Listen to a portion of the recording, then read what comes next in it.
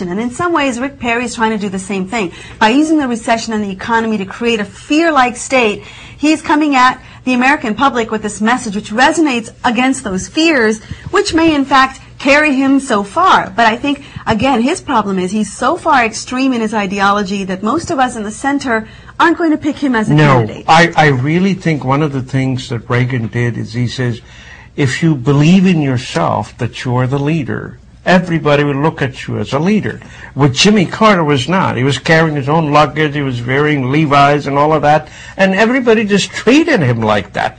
But when President Reagan came in, he brought a stature and a grace to the office. That's precisely right, you know. So Perry, what he's trying to do is he's trying to say, what got you worried? Government's got you worried? I'll cut the government. What got you worried? Come on, talk to me. I mean, that's why he's resonating. But that's with like people. a snake oil salesman who's willing to prescribe a solution to every problem that you have. No one has all the solutions. And I think the problem, even with someone like a Mitt Romney or other businessmen who say that, hey, I know how to run a business, therefore I know how to run a country.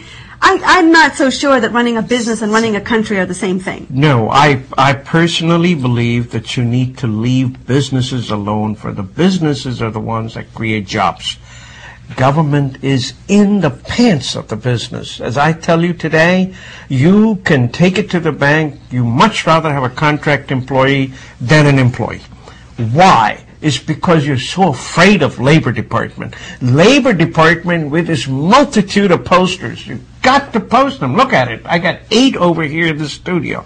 And there's still one that they're coming up in this next month. You have to have those.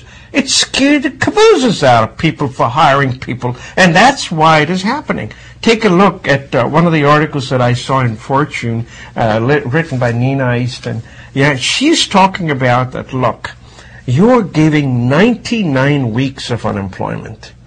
If you were to just cut that out, the unemployment rate will drop 1%.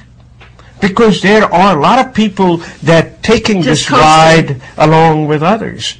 She's also talking about the Social Security disability income. She believes that about 0.5% of the unemployment rate will go down if you stop that or reform that. Because there are too many people that don't want to go look for a job because they're so disappointed that they much rather hurt themselves, or if they're hurt, don't want to go look for an employment. They just want to stick with that. So the government has created, through its myriad of rules and regulations, people that want to beat those. And, you know... Well, one could argue, Ramesh, also, that we just bailed out the financial industry, the banking industry, and that credit that should have been available now as a result of bailing them out isn't making its way to these small businesses either. That is very true. I mean, where do you say the problem lies? You could say it lies in the regulation. On the other hand, I would say businesses are just becoming greedier. No, what is occurring here is the banks do want to lend, but now they have to lend according to the Dodd-Frank regulations. And those regulations do not permit them to take the kind of risk that they used to take before. But one other thing I must say, you know, they mingled the investment firms with the banks. And that's why this problem occurred. And as far as the housing, which is really the centerpiece, if you can correct housing, you can get growth right back on track.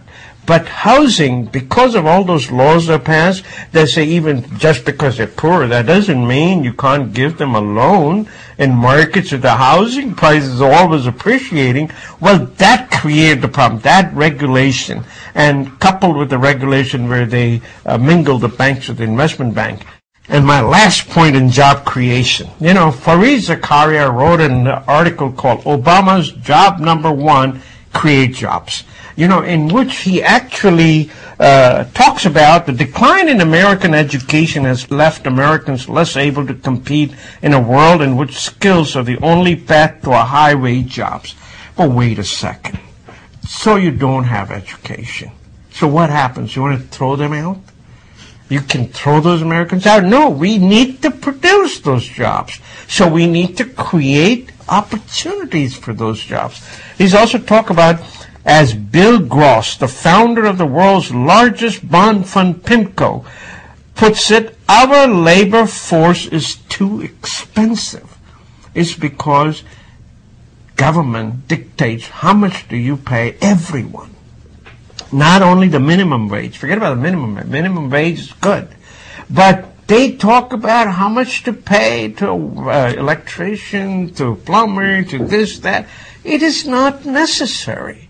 You know, I mean, I see this and I say, you need to create jobs for your entire population. That's why I worry about those jobs in textile mills and the others. The manufacturing core in the United States has evaporated over the last 2 to 3 decades, and unfortunately we're now feeling the residual effects of that because we have young people out there who can't find starter jobs, right? That's I think where the real pain is felt.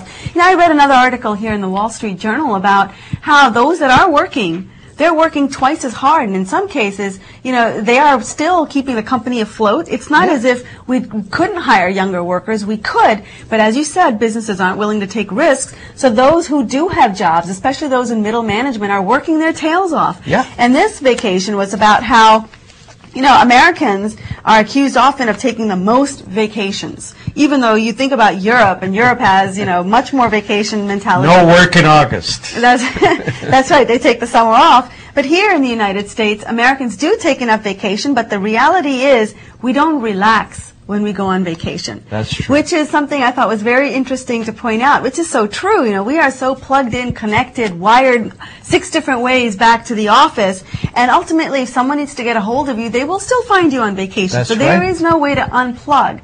And I think that also has a detrimental effect on people and the economy because those who are working are overworked. Yeah. Meanwhile, others can't seem to find employment at all. They said 3 million jobs out there are unfulfilled because they don't have the right skills. People for the job. But then again, I always say that you can teach almost anybody anything. I don't understand this, that somehow the American population is not educated. We know almost everything that's happening in the world. I don't understand it, why we're not skilled. We can acquire that skill with the amount of money. $44 billion we spend for retraining every year. I think it has more to do with the sentiment of the American public feeling hesitant and intimidated by starting new businesses or by going after new things because our ability to tolerate risk and our confidence, above all, has been shaken. True. Well, speaking of a singular focus for a nation, India is also singularly focused these days on anti-corruption. You know, it's no secret that India has had a long history of being very corrupt in the government space, but now it seems that the people of India at the very grassroots level are starting to rise up and voice themselves. Apparently, it's not just in the newspapers there, but it's also in the newspapers here, what's happening in India. How's this for a headline? India says no to $80 toilet paper. An anti-corruption campaign has given voice to a growing middle class tired of public indignities. So get this, in 2010, during